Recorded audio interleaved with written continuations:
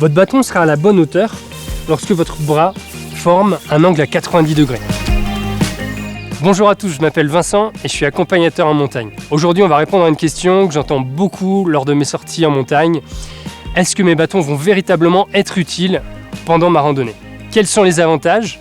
Comment bien les utiliser? C'est ce qu'on va voir dans cette vidéo. L'utilisation des bâtons en randonnée, c'est plus de confort, c'est plus de sécurité, c'est plus de performance pour les personnes qui sont à la recherche de rapidité et c'est surtout beaucoup moins de fatigue.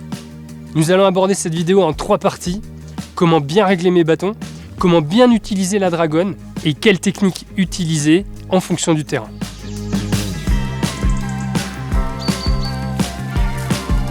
Dans un premier temps, nous allons regarder ensemble comment bien régler ces bâtons. Il existe une règle qui est de multiplier sa taille par 0,68.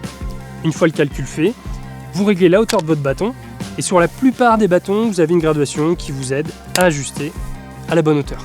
C'est une bonne aide mais pas une vérité puisque tout ça dépend de la morphologie de chacun.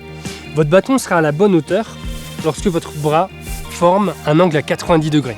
Afin de conserver cet angle à 90 degrés, vous pouvez dans les montées réduire la longueur de votre bâton de 5 à 10 cm et idem dans les descentes, vous pouvez allonger la longueur de votre bâton de 5 à 10 cm également. Enfin, je vous conseille lorsque vous avez un bâton multibrin d'ajuster la longueur des segments de façon à ce que chaque segment ait la même longueur. Cela permettra de mieux répartir les forces dans le bâton et d'éviter les vibrations tout au long de la randonnée.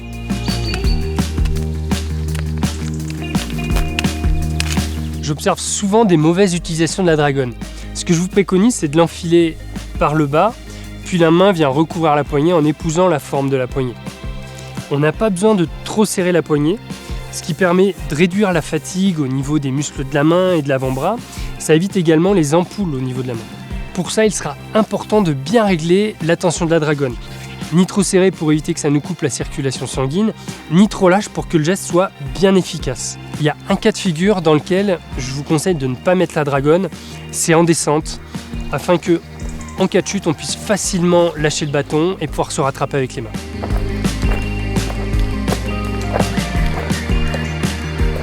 On va aborder maintenant les différentes techniques pour bien utiliser ces bâtons en randonnée. Ça va nous permettre de bien nous équilibrer, de réduire les contraintes articulaires, de bien répartir la charge musculaire. Et un point qu'on oublie souvent, c'est de propulser efficacement et donc de réduire la fatigue.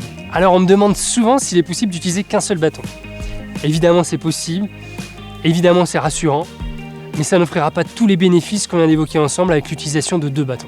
Je vois souvent des randonneurs qui utilisent leur bâton avec une pose vers l'avant comme ceci, ce qui n'est pas efficace, ni en termes d'équilibre, ni en termes de propulsion.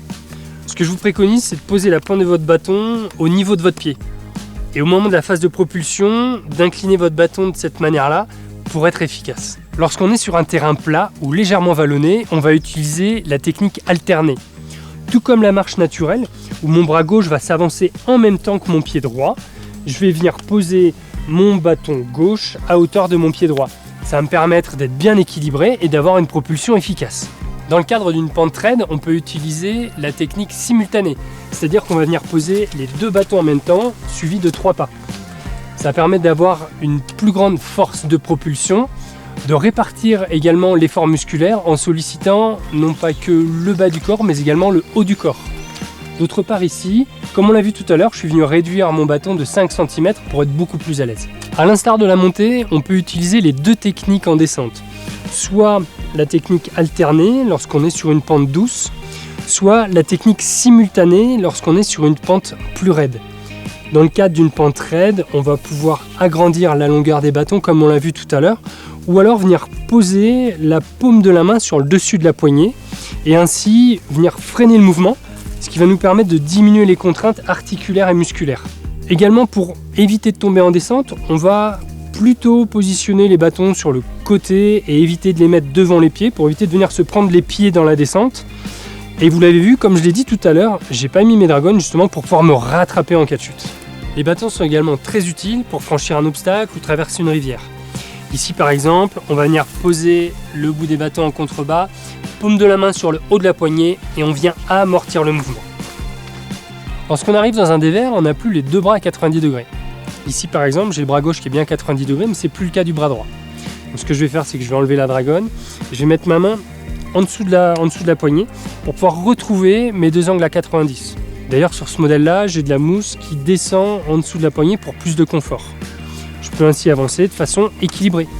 Si jamais le dévers est plus long, dans ce cas-là, je peux décider de réduire la hauteur de mon bâton pour retrouver mes deux bras à 90 degrés et conserver mon équilibre. Voilà, donc on vient de voir ensemble comment bien utiliser ces bâtons en randonnée.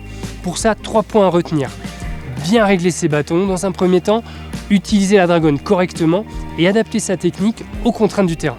Si vous avez besoin de plus d'informations, rendez-vous sur le site Conseil Sport et également sur la chaîne YouTube de Decathlon.